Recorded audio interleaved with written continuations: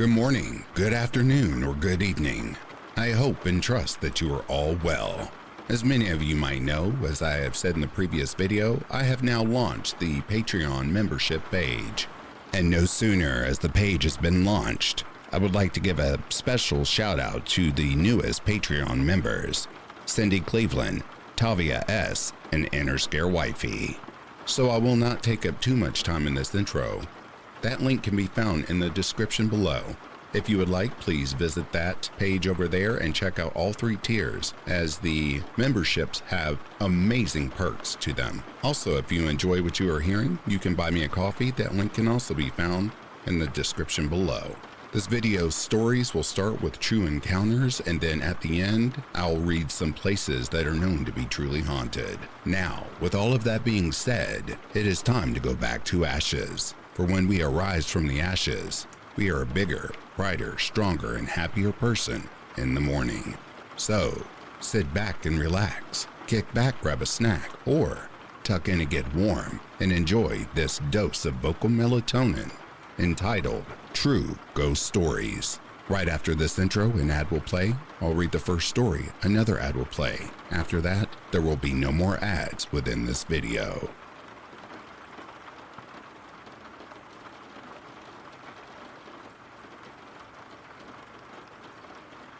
Around 15 or so years ago, I moved into an incredibly old pub, which was renowned for unexplained stories and witnessed accounts, mainly by locals and occasionally customers, who were simply passing through for lunch or drinks. I recall someone sending in a photo they took whilst at our pub. It was a normal photo, family and friends having dinner, smiling. Behind this woman's head was a gigantic orb just sitting in the background. The energy behind the photo was nothing short of eerie. I myself became paralyzed in fear surrounding this entity. For months I couldn't sleep there. I stayed with my family, who fortunately lived locally. I would walk down to the pub in the AM to gather my stuff for school. Quick note. The door to the pub is a glass door which you can see straight through to the end of the building, which ended in the kitchen. This one particular morning, I walked down to the pub. I'm greeted face to face with the glass. I can see clear as day a woman in a white dress. It looked incredibly old. She moved out of sight and traversed back behind the kitchen walls. I was paralyzed in place, terrified to step inside. This was around 7:20 a.m. The only people inside the pub were my family, who were all upstairs. I have numerous stories from this location, but this one shook me the most because I know what I saw. The hairs on my arms and back of my neck stood tall like soldiers. Ever since that day, I'm now afraid to look directly into that glass door.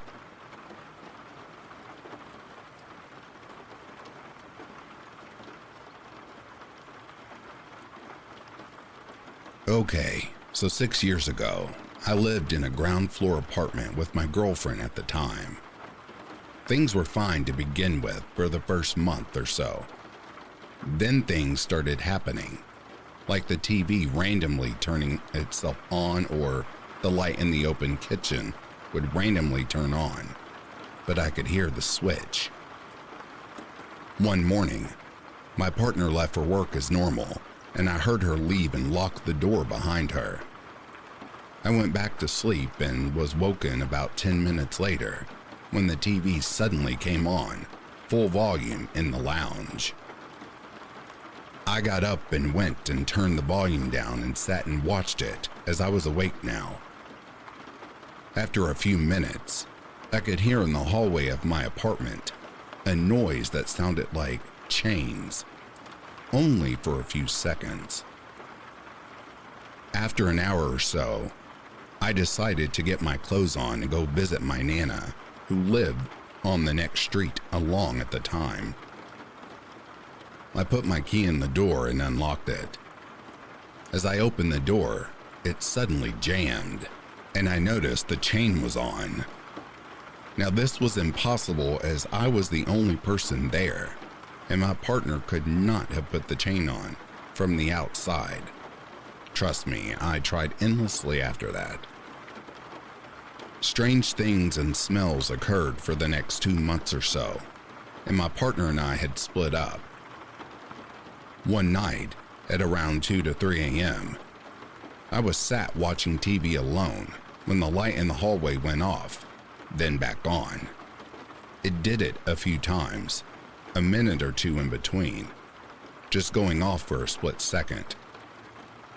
At this point, I was a little scared but fed up, so I shouted, "Is that the best you got?" with a few swear words thrown in for good measure. Anyway, instantly the light started going crazy, flicking like mad. I shit myself and ran to my grandma's in my bare feet in the middle of the night. I also used to suffer from sleep paralysis a lot when I lived there, never before or after. And one night, I turned over in bed and saw 2 silhouettes stood holding hands by the side of the bed. One was a man in a trilby-type hat, and the other a little girl with pigtails. Months later, I went to see a psychic, and she told me there was a man stood right behind me, then wearing a trilby hat. I moved out long after, but still get goosebumps now thinking about it.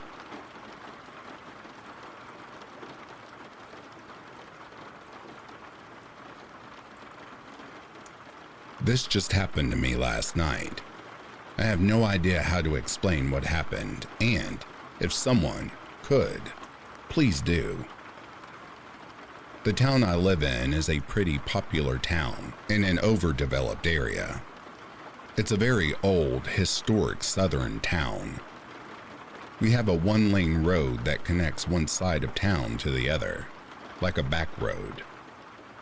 A part of this road has neighborhoods and small streets off of it. It's a dark road on the parts that have no neighborhoods or streetlights. Last night, I was driving home from visiting someone that lives off of that road in a neighborhood. It was around 11 p.m. I was already past the part of the road that has streetlights and neighborhoods when I looked in my rear view mirror and saw one headlight right behind me, as if they were tailgating me. I was going 55 to 60 miles per hour. The headlight looked like it was from a really old-fashioned car. I just ignored it because I figured they pulled out and I didn't notice. I got to the end of the road, where it meets with one of the main roads at the intersection. There is a small curve before the end. The headlight never came around the corner. I waited at the light for at least 30 seconds because I had to wait until it was safe to turn right onto the main road. The headlight never came. It's like it disappeared. The other day, my boyfriend and I were talking about phantom vehicles, and I think that's what it was. We also saw one the other day driving in the boonies. I can't explain this. What do you think happened, and is there any explanation, or are phantom vehicles really real? I really could use some help.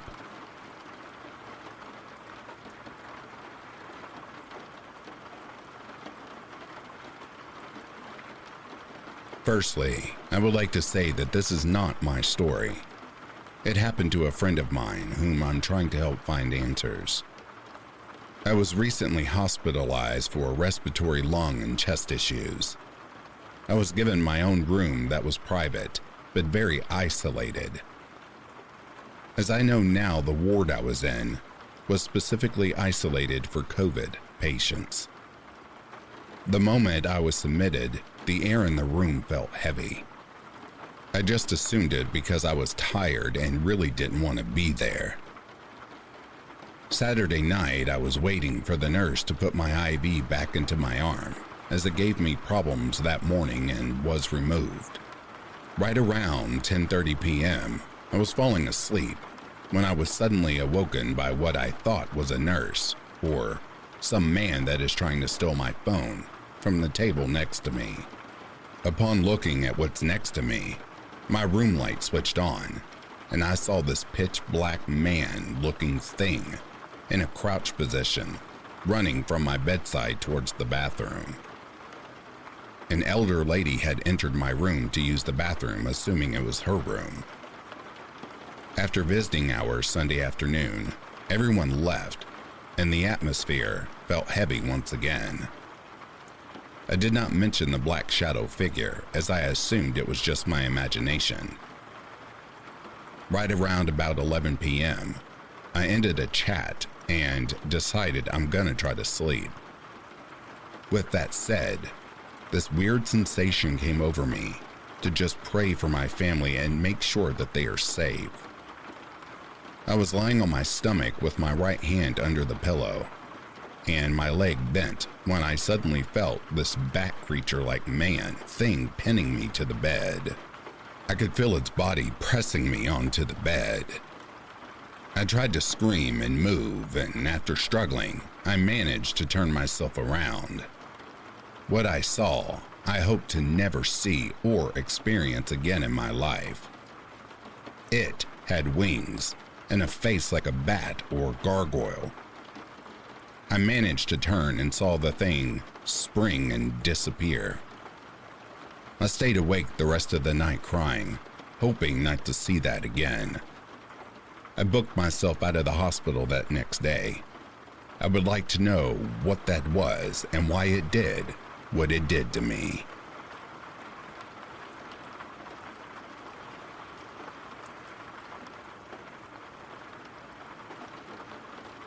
This has plagued my mind for a number of years. I have had quite a few unexplainable things happen throughout my life, but this one is specifically about some sort of premonition. If anybody has experienced similar, I would love to hear it. I was extremely close to our family dog, as I was with all of our pets. One day, I was sitting on the floor with him, chilling. I put my hand on him and the weirdest feeling came across me. It was like it was real. It was like I saw it and experienced it, but not through my eyes, but for a few seconds in my mind. It was strange. I am struggling to explain all of this. I felt sudden pressure like darkness and panic. At that time, I felt as though I just somehow went inside of our pet. If you can imagine being inside something, it would be dark with a flurry of movement enveloping you all around with a sense of panic. This never felt good. A couple of seconds left me a bit speechless, unable to explain what I had just experienced, and brushed off as a little episode of some sort. Perhaps I was tired, but was left unsettled, and it plagued my mind. A couple of weeks later, someone had him out for a walk where he fell through ice, and unfortunately, to everybody's devastation, he passed away. He went under. People tried to save him, but it's like his heart gave up as soon as he went under the ice. I now could not shake the feeling that the first event was some sort of premonition of what was to come, unfortunately. And the feeling was from his point of view under the ice. It was heartbreaking and strange. I have never experienced a feeling like that before, and it was enough for me to still wonder to this day if I was warned in advance.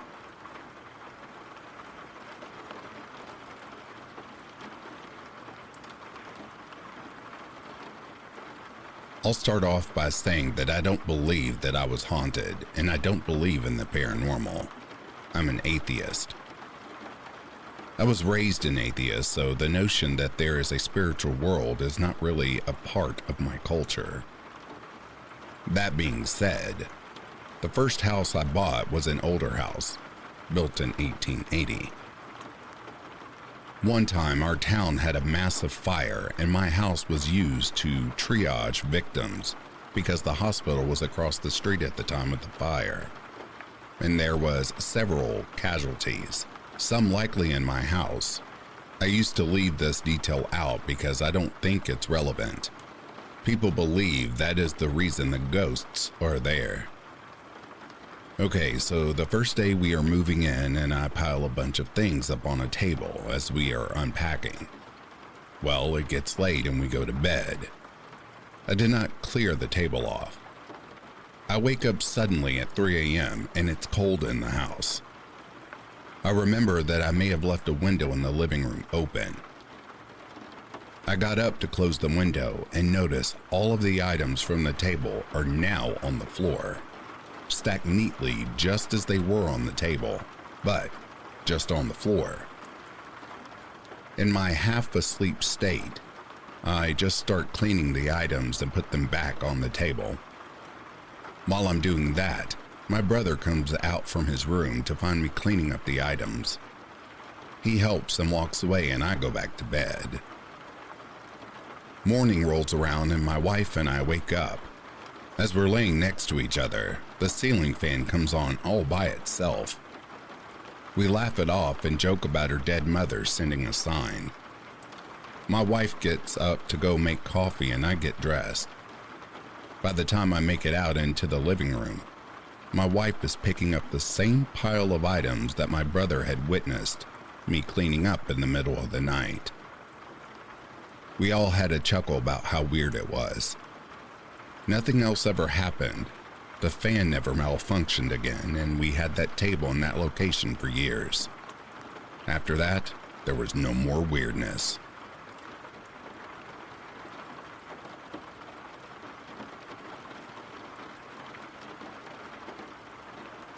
For context, I live in a somewhat suburban neighborhood in West Texas.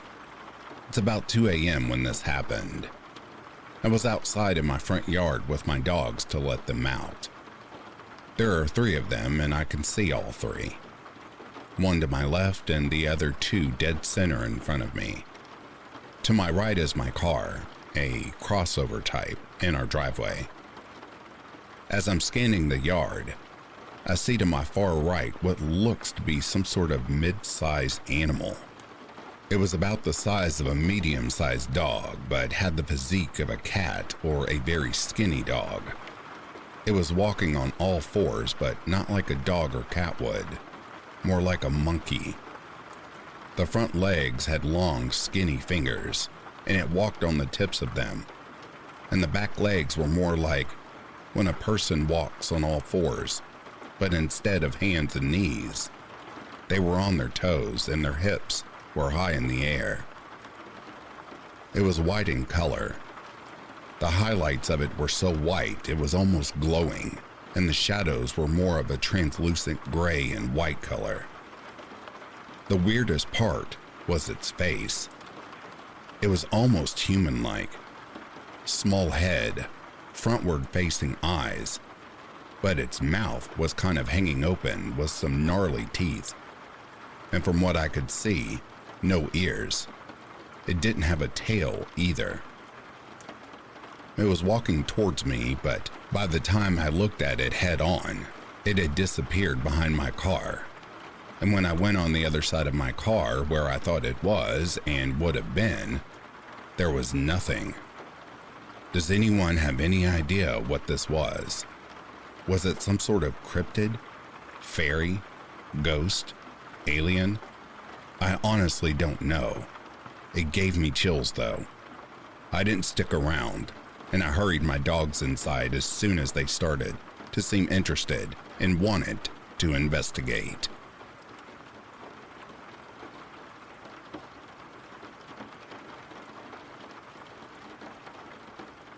I used to work at a restaurant located in a little strip mall across the street from my house.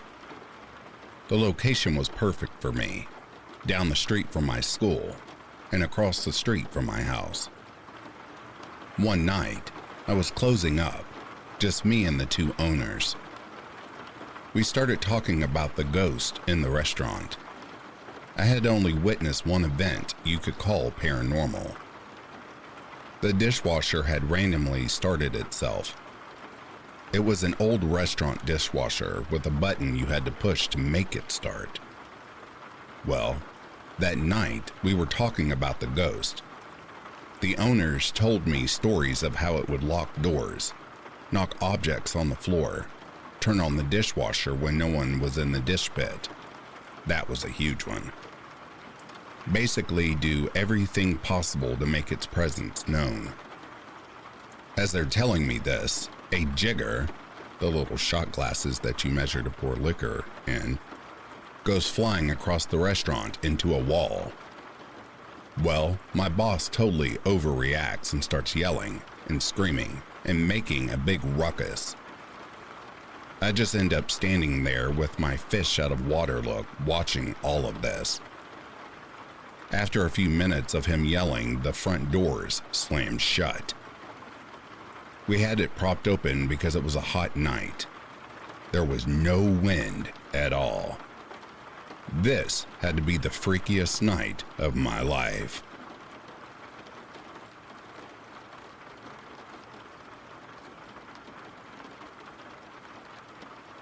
I have always been a firm believer in the occult. I have always believed that there are things out there I haven't seen that have power, not considered normal. I believe that recently I was proved right. It had been an odd day in terms of the mystic, and I returned to my room and turned on my lights to see a shadow. It was a shadow that stayed still and did not leave even though I had turned the lights on and off. It was about 3 inches shorter than me, as well as being more oval-shaped, though the edges were not clear-cut, and seemed to be moving, though that might have just been me. It remained for about 45 seconds before it moved very quickly past me, out the door. I did some research after that, and I believe it was a shadow person. The shadow men or shadow people are supposedly creatures of darkness and death. In theory, they were the shades and spirits of the dead. They were supposedly very difficult to see most of the time, usually only out of the corner of your peripheral vision or in a fleeting glance. There have been reports of people on their deathbeds ranting, raving, and moaning about the shades or the shadow people approaching and coming for them. I don't know if what I saw was a shadow man or not, but I saw what I saw and will keep trying to find out more about them.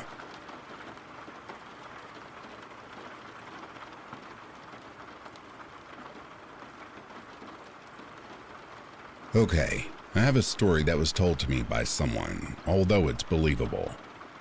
I know some people are inclined to think the story may have become over-exaggerated, but here it goes.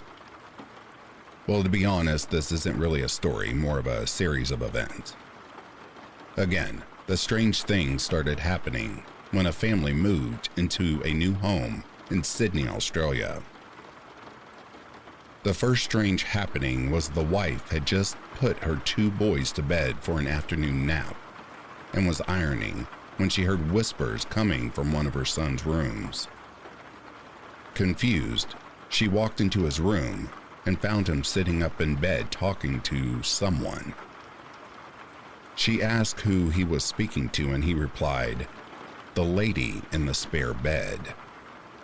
When she looked, however, at the bed next to him, it was empty.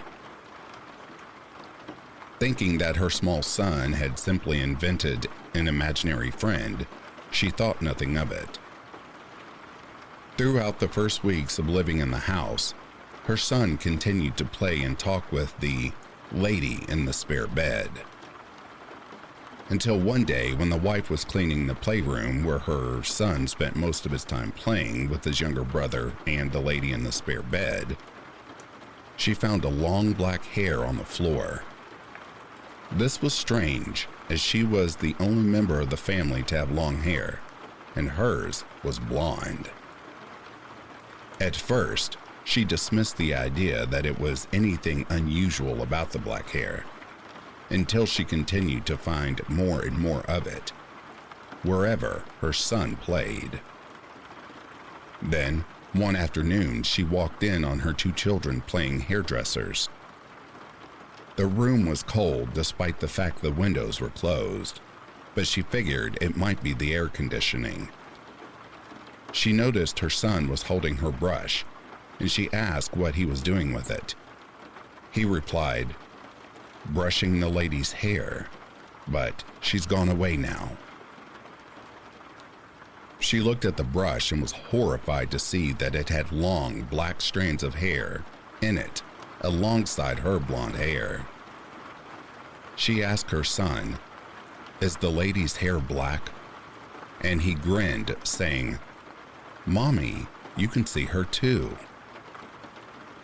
She asked if she was in the room, and he nodded and pointed to the corner. But when she looked there was nothing there. After the brush incident, the wife continued to live in fear of the woman, telling her boys not to play with whatever it was with the long black hair. It was late afternoon when she was washing dishes, both her sons in bed and her husband at work, when she heard the patter of feet behind her and felt someone brush against her back. When she turned, nothing was there. And this is where our story ends. I have not yet found out if they still live in the house with the woman, or whether they attempted to get the woman out of the house. But there is one question I would like to ask. Is this a demon or a ghost? I originally thought it was a ghost, but if this is so, is it possible that you can brush a ghost's hair or feel it brush against you? Yet, if it was a demon, surely the wife would be able to see it as well as the children. I will be happy to hear what everyone thinks.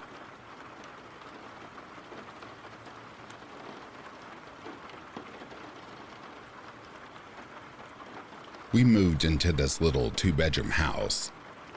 There wasn't anything special about it, except the bathroom was dark blue. First thing Dad did was paint over it with white numerous times, but a stain kept coming through, up in the right corner next to the ceiling. Me and my brother shared one room. There was a little hall going past the bathroom into our parents' room.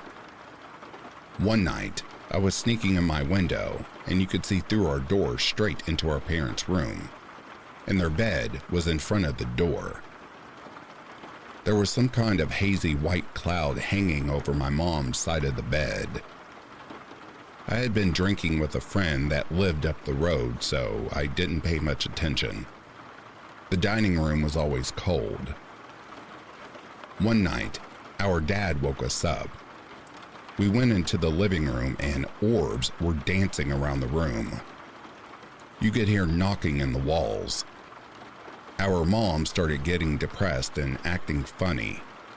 She was also seeing a therapist, Dr. Ritchie.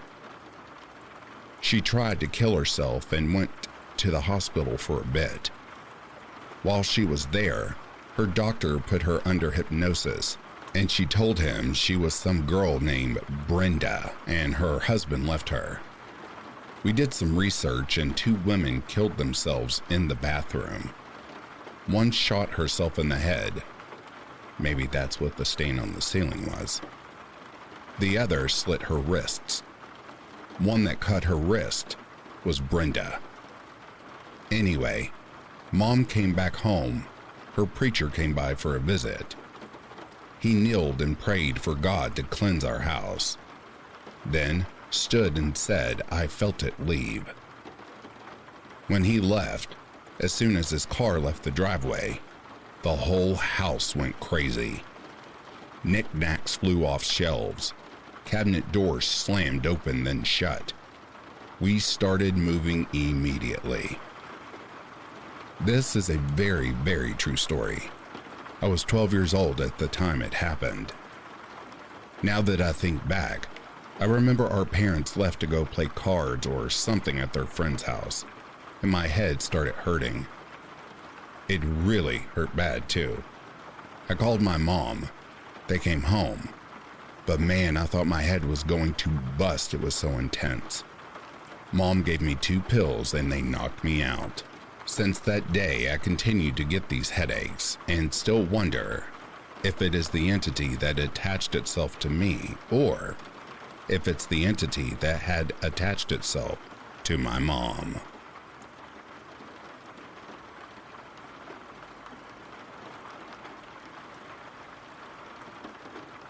Well, this may sound like another "look what I made up" kind of story, but let me tell you, it scared the shit out of me for years. I was 28 years old and was doing good. Had a good job, a house, and a small family. We had gone to my mother's for dinner, and while there, we had seen a story on the news about a girl who had gone missing. And it hurt my feelings, and I wondered, how can people hurt children? It still bothers me to this day. Anyway, we talked and it got late, and the baby was tired, so we headed home. We lived in a country setting just outside the city limits, so it was dark and quiet around our house. The area right before you get to our road was being torn down to make room for airport expansions. Not much there. On one of the turns on the winding road, there was still a church that hadn't relocated yet. Across the street, nothing but open land. I was doing the speed limit because it was dark, drizzling, the road was winding, and I had a baby in the car. As I approached the church, I saw a beautiful little girl with long brown pigtails. She had yellow ribbons in her hair on each side and was wearing a yellow dress and yellow slip-on shoes. I slowed down and came to a stop in the middle of the road. My girlfriend at the time said, "What are you doing? Are you okay?" I said to her, "Waiting for that kid to get across the street." She looked to the road and back at me, and with a puzzled look on her face, she said, "What kid? Do you need me to drive?" I was kind of upset and said, "What do you mean? The little girl right there in the yellow dress walking across the street." Looking again, she said there was no girl. I looked again, and sure enough, there was no one there. I got out of the car, grabbed a flashlight, and looked everywhere. There was nothing. With nowhere to hide, I was truly puzzled. I felt weird. I got back in the car and said I was sure I had seen a girl. I started down the road and took a glance in the mirror. She was standing there again. I hit the brakes, opened the door, and she was gone. The next day on the news, there was a wreck around the corner from my road, and if I hadn't stopped for the girl, we would have been right there when the wreck happened. I feel the spirit, or whatever it was just trying to save my family, and although it scared me, I am very grateful for the girl in the yellow dress. Thank you, whoever you were. I hope you have moved on now.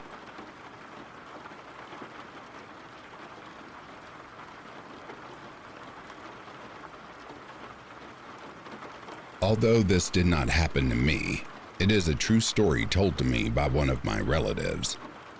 And I will say, even though I believe in demons as I am a Christian, I have never had an experience with one and never wish to. But this story still scared the crap out of me despite the fact nothing like this has ever happened to me personally. It was late December in Sydney, Australia, when my relative, Ross, moved house with his mom. His dad had died when he was younger. All was going well until about after a week of living in the house. Ross started hearing footsteps down the hallways, but he dismissed the idea because it was an old house and everyone knows old houses creak like crazy. Nothing much apart from the footsteps for a couple more weeks. Until one night, and this is totally true bearing in mind, he heard a blood-curdling scream in the night. It was so loud he knew that it couldn't possibly be outside. The screaming was coming right from inside the house. It went on throughout the night until the morning. His mom had also heard it. Thankfully, the screaming stopped for a couple of weeks until it started up again, so loud that they called the police. The police came and found out the screaming was coming from underneath the house, like someone was trapped under the floor. But there was no possible way that they could get to whoever was screaming. Eventually, after a few attempts at getting underneath the house, they gave up. The scream still continued, as Ross explained, like someone was beside themselves with terror. The police stayed until early morning. They had called in other police units, but this had proved useless. Eventually, the police began to leave. As one officer left, he turned to speak to Ross, apologizing that they could do nothing about the screaming. What he said next chilled Ross to the bone.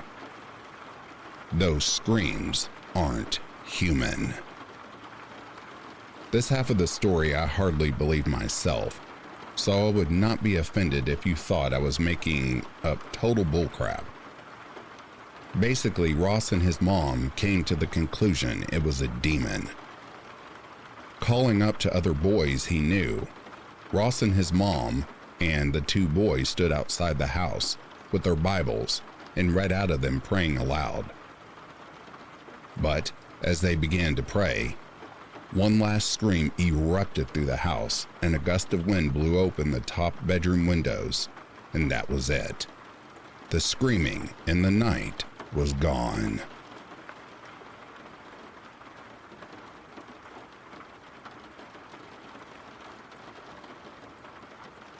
So, here's a crazy story about my sister.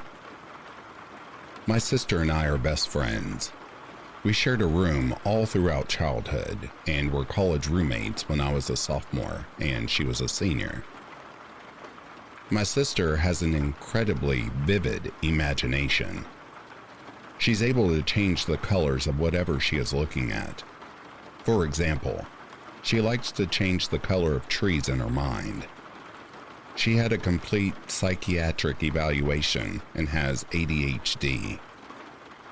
There is no history of schizophrenia in my family. She is incredibly bright and is a straight A MBA student. She's experienced a lot, but I want to share the most bone-chilling one we experienced. I was a freshman in college at Bowling Green State University, and my sister was a junior. I lived on campus but spent the night at her apartment most nights until things got too scary. I'm intuitive, but I certainly don't see ghosts. There was one doorway in her apartment that made my neck hair crawl. My sister had a roommate, Mallory, who loved to play with tarot cards and constantly talked about ghosts and such. She had a friend, Hiro, from Japan, that couldn't enter the apartment from the dark energy he felt. We returned home to Chicago for spring break, where her boyfriend at the time had a nightmare of this beautiful girl in a white dress with long black hair. He said he heard radios playing really loud in his dream, and when he woke up, he heard radios playing and a woman singing. He ran home to his own college apartment a few blocks away. Flash forward to the end of the school year. My sister and I were cleaning out her apartment. I left to go smoke some weed with a few friends and left my sister alone in the apartment. She saw the ghost pop out on her behind the doorway, where it made my skin crawl. She appeared exactly the same as her boyfriend saw her in the dream.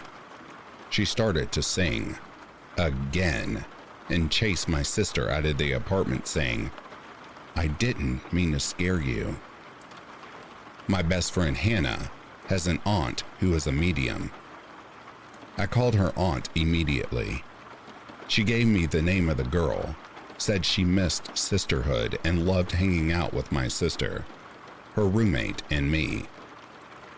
She didn't mean to scare us, and we made her feel alive again. She was scared.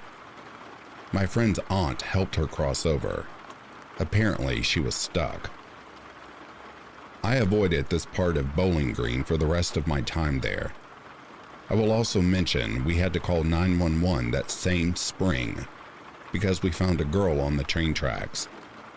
Her boyfriend was screaming at her, telling her to stay on them as we heard the train coming. We called 911 and they were able to stop the train about 300 feet in front of her. They arrested her boyfriend. Avoid the area by the tracks in Bowling Green, Ohio, whatever you do.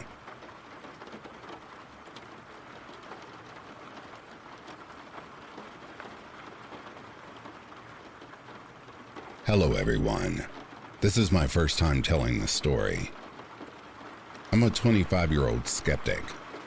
I love horror, crime, and all things creepy, and several instances in my life have certainly occurred that I cannot explain.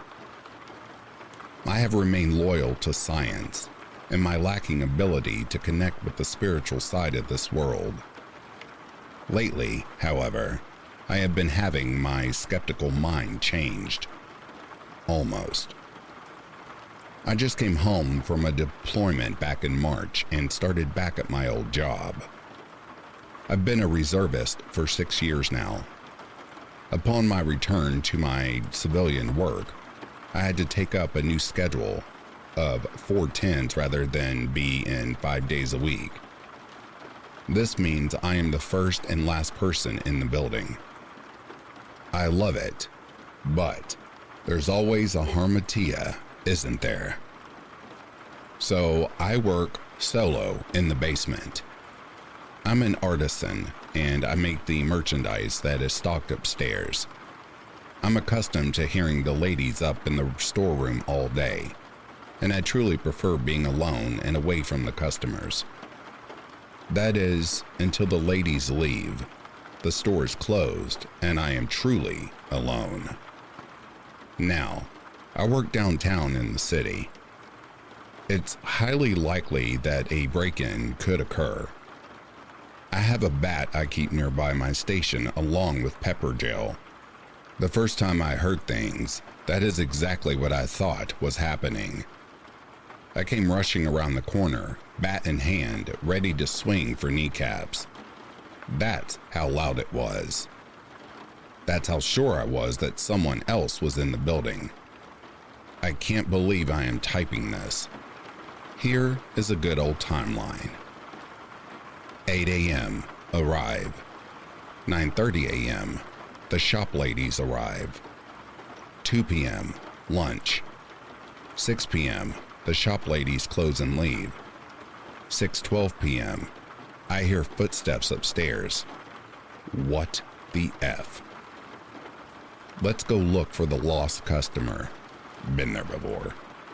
6:13 p.m. No one in the building. Am convinced I'm crazy. Resume the creative process of terrarium building. 6:16 p.m. More footsteps upstairs. I promptly tell myself I'm imagining it. 6:22 p.m. Footsteps. Loud ones. Coming down the stairs. I have a coronary. Bat in hand. I round the corner to the long hallway. Stairs at the end on the left. Another hallway on the right that leads to the cellar of a stockroom. It's an old building. Brick walls, crappy lighting. My heart is about to fall out of my butt. As I enter the hallway, the footsteps abruptly end. I spin check the stairs and there's no one. Not a soul, dead or alive. I am 1000% certifiably insane. 6:30 p.m. I stare at my work in progress at my station and decide it's time to clean up and leave. I am too freaked out to breathe at a normal pace, let alone get any work done. 6:33 p.m. My hair is standing on end. I'm absolutely freezing. I feel sick to my stomach, and I keep hearing a shuffling sound in the hallway that I now refuse to look down as I speed clean and put supplies away. Trying to quickly water plants so I can get the hell out of there. I can't move fast enough. I swear, the room has dropped 20 degrees. 6:42 p.m. I clock out and spring for the exit. The moment I leave, I could breathe. I was warm. My hair follicles relaxed. I got in my truck and just looked at the building's exterior from the parking lot. Watching it, watching the windows, thinking about how I never wanted to set foot in there again. Thinking about how different the normally happy, lovely store looked. I have always loved the store, but now, looking at it, it is not welcoming. This was about 3 weeks ago. Every evening since, weird things have happened. They continue. They have escalated. I ask coworkers about it. They say they always leave together and never want to be the last one in the building. I'm kind of the exception because I am the only non-shop worker. They say they won't go in the basement alone. I'm in the basement all the time alone. Here's my question. How on earth do you deal with this in your workplace where you have to be? Things have gotten louder. I am uncomfortable the entire time I'm there now. I feel like I am being watched. I feel like I'm not safe. My head feels almost fuzzy while I am in there, as if I've just woken up or I am almost asleep. Every corner feels dangerous and every evening feels like it goes on forever. I have been having strange dreams at night about walking the hallway, but there is no end and there's someone behind me, but I cannot look. I try to ignore the noises. I try to pay it no mind, if you will, but it is simply not possible. Sometimes a noise is so loud, I nearly jump out of my skin.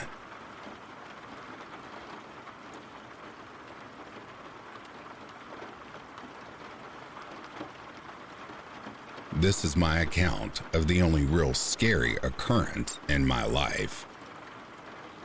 It was mid-October 1992. I was riding home on my motorcycle from seeing some friends. It was late in the evening or early morning hours of that chilly fall weekend in Central California. I had made my turn off of the county freeway onto a less than well-lit county road. I remember that the road ahead was deserted. No headlights coming towards me, nor any taillights in my rearview mirrors. The road was encompassed with large walnut groves on each side. The huge trees and land swallowed the distance ahead in complete darkness. I was clipping along at about 50 miles per hour when my eyes caught the jogger up ahead of me, on my right side. My mind quickly thought, how odd, wondering why someone would be out here jogging at this time of year, at this hour of the night.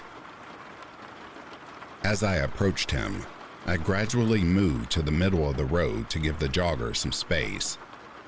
I touched on my brights so he'd see me approaching. Now, understand this.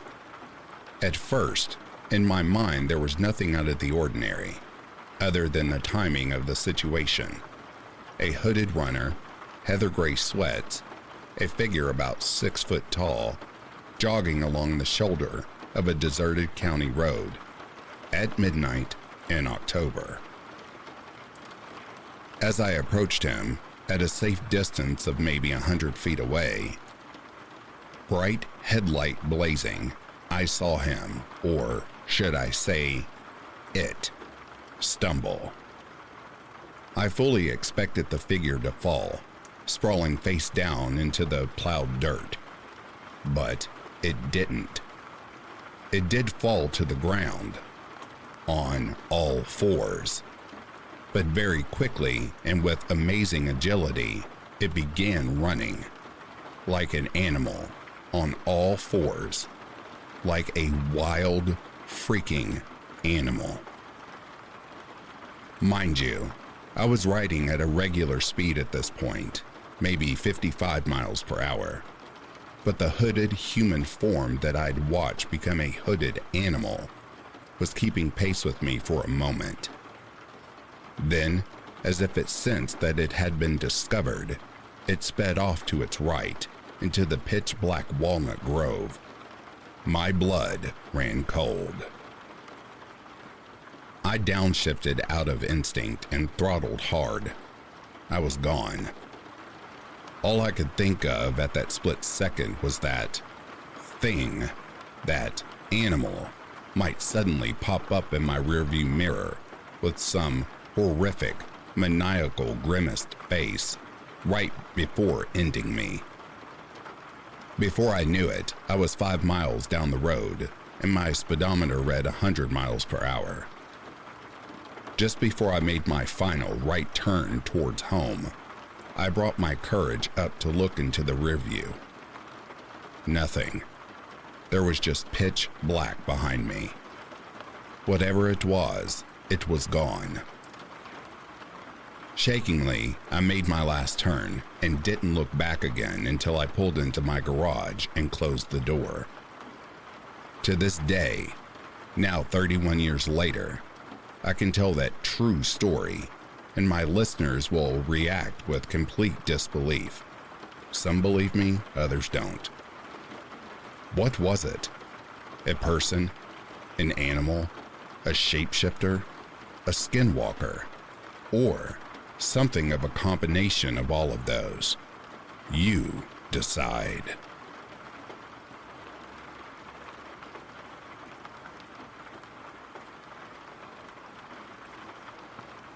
My house was built in 1904.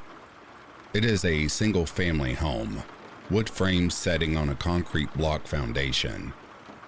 I have been living here for about 12 years. Of all the weird things that my siblings and me have seen or heard in this house, this one event is my favorite. This happened to my brother. About 10 years ago, my brother and his best friends had started a garage band playing mostly Spanish rock, alternative music but in Spanish. His friends could only get together on Sunday afternoons. They would practice into the early evening, and they would usually call it quits by 8 p.m. This was the time I usually showed up and went to bed, as I worked the graveyard shift. This happened in late fall, so the days were getting shorter. They had just finished a long session when the decision to head to someone else's house came about. My brother handed his car keys to his buddy so they could load up the equipment. Everyone had filed out of the basement, but the tricky part was that they needed to walk all the way to the back of the basement, up the back stairs, through the kitchen doorway, down the hall into the living room, and out onto the front porch. Everyone was outside, sitting in my brother's truck waiting for him. My brother was walking up to the back stairs when he remembered that he had left his pancakes in a to-go container sitting on a speaker in the basement. He made the decision to go back.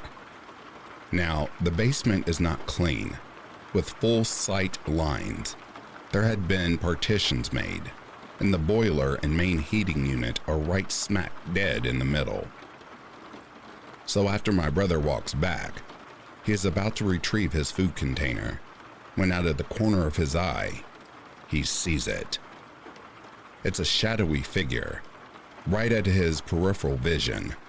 This feeling of dread and uneasiness washed over my brother. We had been taught that if you were in the presence of a spirit or ghost, and you felt a bad vibe, to say a quick prayer or to cuss at it. My brother chose the latter. He basically just told it, "Hey, F you, I don't have time for this shit." My brother started to walk to the back of the basement and briskly up the stairs, closing the doors and turning off the lights as he was walking out. The last light switch is on the opposite side of the front door. Luckily, the door was open, and the light from the street lamp was flooding the living room with its amber glow. My brother said he felt something at his back, but at no point did he turn around. As he flicked the last light switch, the living room went dark, as did the rest of the house. As he stepped out, he pulled on the door, closing it behind him.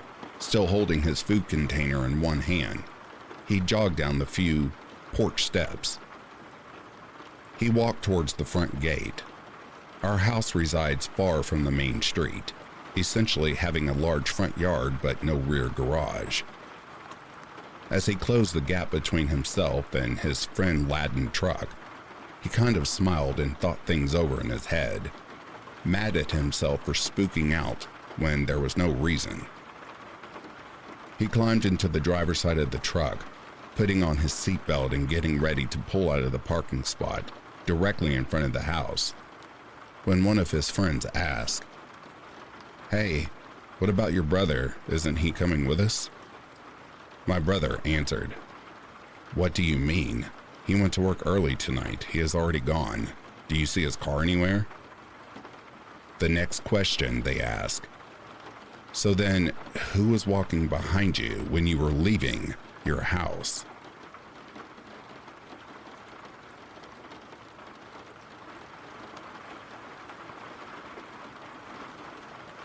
I live in a small town in rural Australia. I'm a cyclist and I coordinate sports events, marathons, sell bikes and gear and whatnot. Around 6 a.m. this morning, I drove my bike up the mountain, and on the way, I passed a woman sitting by the side of the road. At first, I thought she could have been a hitchhiker, but there's no hotels around here and she had no bags. I stopped my car about 400 meters away from her, grabbed a bottle of water out of the car boot, and walked down to see what was going on. This is the moment I realized she's one of the most gorgeous women I have ever seen. She was probably about 20. She was pale as hell, long wavy blonde hair to her hips, and one of those really German kinda hourglass figures. Really blue eyes. Like this chick was crazy hot.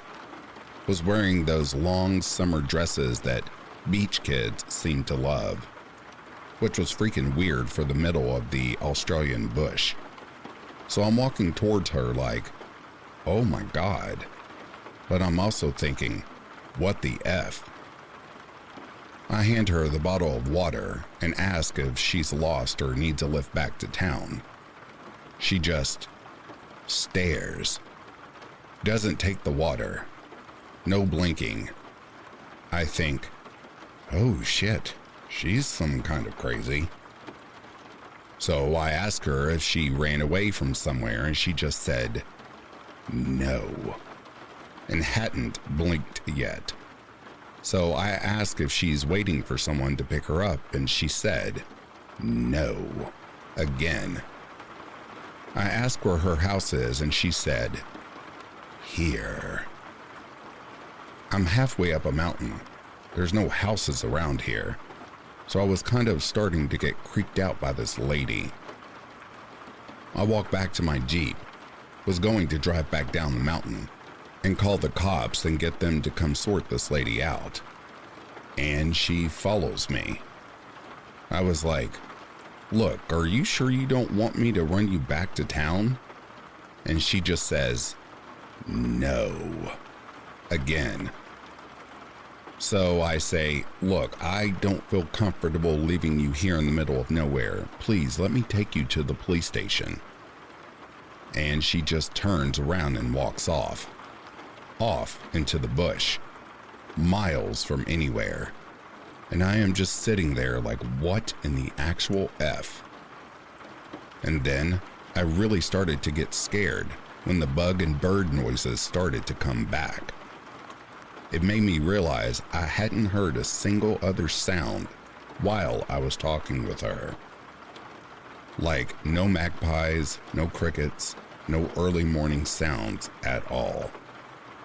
I hightailed it the hell out of there and called the local coppers when I reached the bottom of the mountain. Basically just said I saw a woman up the mountain who refused to get in my car, and then I realized how messed up that sounded and I hung up. What in the hell did I experience on the side of that road?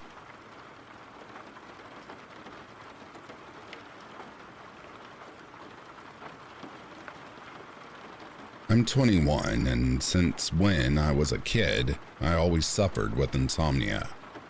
And every time I sleep, I have terrible nightmares. Sometimes I dream with things that will happen in the future, with extreme precision. I used to write things about the future in some notes, and when those things happen, I show my friends and they always get scared with the precision of the facts. But the point here isn't that. I'm here to share some of my nightmares with weird creatures, and sometimes they come to the reality. I remember that I had had a dream that I tried to fight a putrid creature that feeds on sadness and depression. That weird creature looks like an old putrid man with pure gray skin that sneaks into your house and attacks you while you're sleeping. This creature can hide anywhere. Doesn't matter the size of the place. Somehow he just fits there. 2 nights after I had this dream, I was alone with my girlfriend watching TV in my room. And then I happened to look out the window and I saw this creature. But I wasn't dreaming. I just saw it. I thought I was developing schizophrenic tendencies due to the lack of sleep. I was pretending that nothing was there until my girlfriend saw the same creature in the window and started to scream. I was just telling her to calm down, and the creature suddenly disappeared, like smoke in the air. She told me about what she saw, and I had a note written about the creature. I'm used to creating histories about my dreams and nightmares, and I create stories about the creatures I see. After that, she got terrified and started to read my little stories, and it only got worse. Ever since then, my girlfriend is afraid to come around me.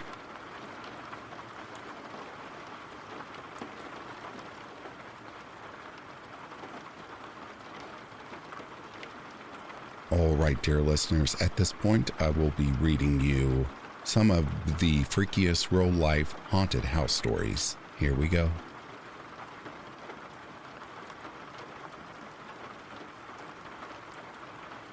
The Lemp Mansion in St. Louis, Missouri. The full story of the Lemp Mansion is featured in an episode of House Beautiful's haunted house podcast, Dark House. Starting strong with the very scary house, the Lemp Mansion in St. Louis, which is known to be one of the most haunted places in America due to its tragic history and links to a wealthy beer baron. Adam Johann Lemp, a German immigrant, was the first person to produce and sell lager-style beer in the U.S. He stored the barrels in an underground cave system beneath the city to keep them cool, pre-modern refrigeration. It was successful, but his son, William Lemp, is the one who really brought it to the next level. In the 1860s, William Lemp wanted to live closer to the industrial plant and start a family with his wife, Julia. So they built the foreboding home in the historic Benton Park neighborhood, right over the cave system. Everything seemed to take a turn for the worst in the new millennium, and William Lemp died by suicide in 1904, after his favorite of 5 sons, Frederick, died tragically due to complications of tuberculosis. A few years later, his wife also died of cancer in the house. In 1920, the youngest daughter, Elsa Lemp, mysteriously died in her home, not the Lemp mansion. Then, in 1922, after running the company for years and seeing it flounder during the Prohibition era, William Lemp Jr. shot himself in the same room William Sr. died in. One of William Jr.'s brothers, Charles Lemp, lived in the same home from the 1930s until 1949, when he shot his own dog in the basement of the home before dying by suicide in his room. That same year, the youngest surviving Lemp child, Edwin, sold the house and transformed it into a boarding house, where reports of hauntings began. According to Destination America, witnesses have experienced burning sensations, slamming doors, disembodied moaning and crying, amongst other things. Today, the Lemp Mansion is a restaurant and inn that also holds events, including weddings, murder mystery dinners, and even ghost hunting experiences.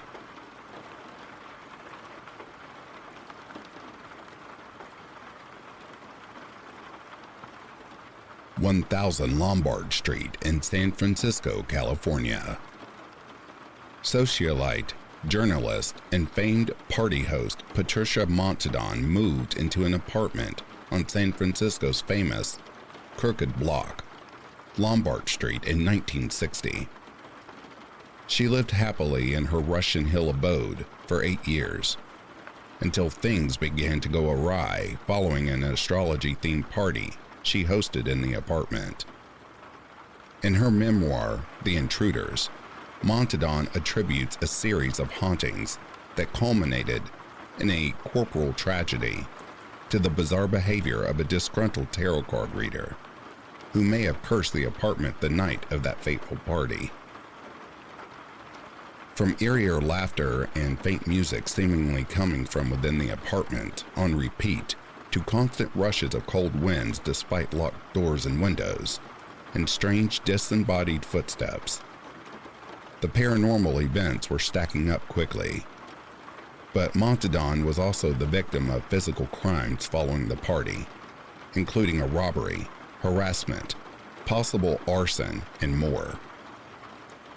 After a tragic fire at the apartment and the premature passing of 3 of her close friends, all of whom had separately lived in the apartment between 1968 and 1969, Montadon set off on her own investigation to uncover the root of the apparent curse on 1000 Lombard Street.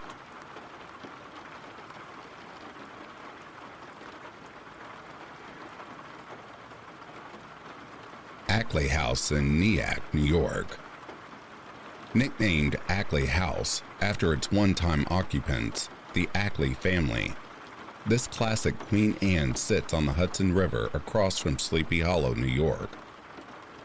The many ghosts who roamed the halls of one La Vida place were nothing but friendly, though they were active enough to inspire the matriarch, Helen Ackley, to write a national article about them in Reader's Digest.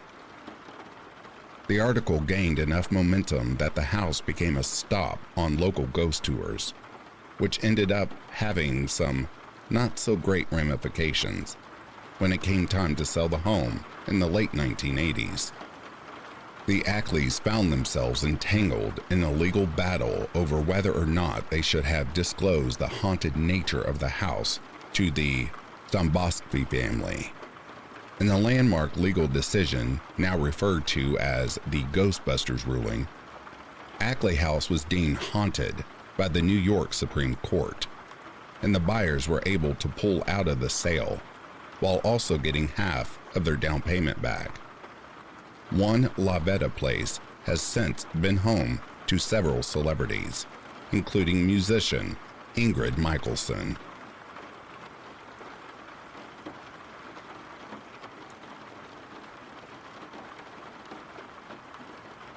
Chop Chop House in Boise, Idaho. The house at 805 West Linden Street in Boise, Idaho is hard to miss.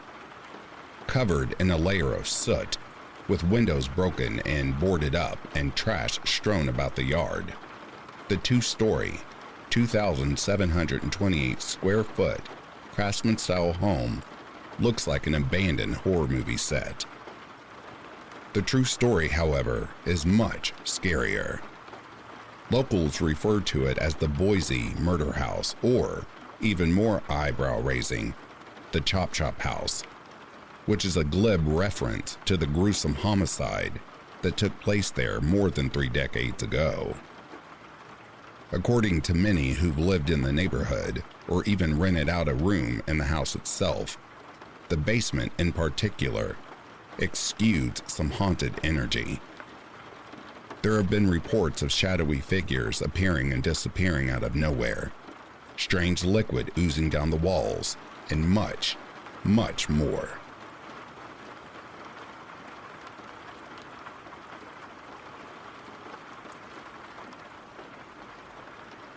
And that, dear listeners, is the end of these true ghost stories.